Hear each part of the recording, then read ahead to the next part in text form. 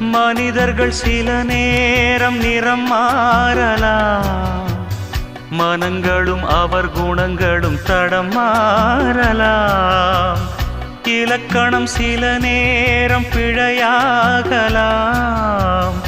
எழுதிய அன்பு இலக்கியம் தவறாகலாம். விரல்களை தாண்டி வளர்ந்ததைக் கண்டு நகங்களை நாமும் நறுக்குவதுண்டு. இதில் என்ன பாவம், எதற்கிந்த சோகம்? கிளியே நலம் வாழ என் நாடும் என் வாழ்த்துக்கள், தமிழ் கூறும் பல்லாண்டு என் வார்த்தைகள்.